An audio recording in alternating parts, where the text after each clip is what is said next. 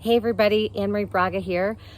Doing a quick vlog before I leave on vacation. I'm actually going to visit my sister who has a new foster child, and I look really forward to meeting him and talking with her about her experience. So excited to do that. And before I left, I wanted to share a few things with you all. First of all, I just wanted to give a huge shout out to the FAD team.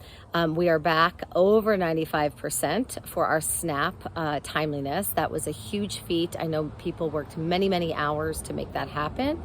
And I just want to say thank you from the bottom of my heart to everybody.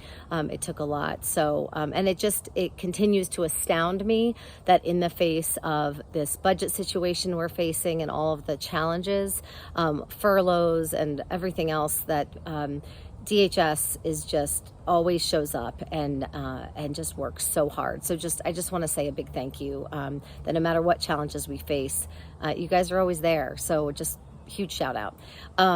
Also, I want to acknowledge that this last weekend, a big bill passed Congress, and so we're going to see some changes in human services for sure over the next 10 years. Some of them will take a little bit of time.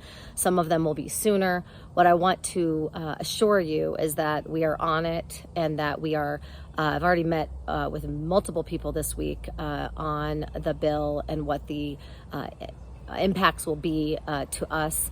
We're working with the state, of course, because they are our supervisor entity that we need to make sure that we are in alignment with, but also met with other county and city partners to talk about how we're going to make sure we're feeding people, getting them medical care, if we see, when we see a drop in folks being able to be eligible or not being able to complete the new requirements. So I'm going to be sending out information. Our team will be sending out information. Thank you to our Marcom team, who's going to be working double time, I feel like, with all of this. We're going to make sure we get information to clients, to our staff, and an email will be going out soon. It may, by the time this vlog gets to, it may go out actually before that.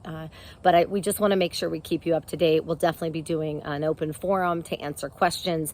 But right now, we're trying to make sure that we have a good analysis of it.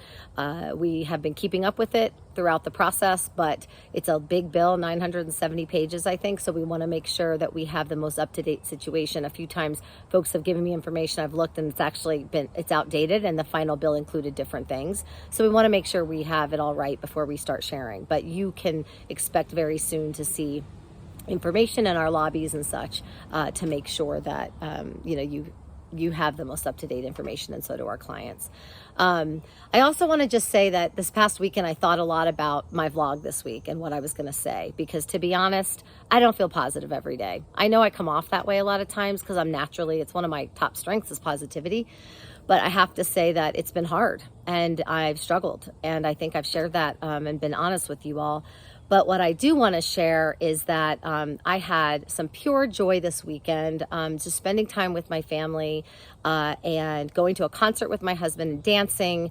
And I thought to myself, wow, this feels good. And even in spite of hard things in our lives, we can always find joy. We've shown that for like generations and hundreds of years. Human beings always can find joy, even in the hardest of times. And so what I want to say to you is, double down on your joy. Figure out what makes you happy.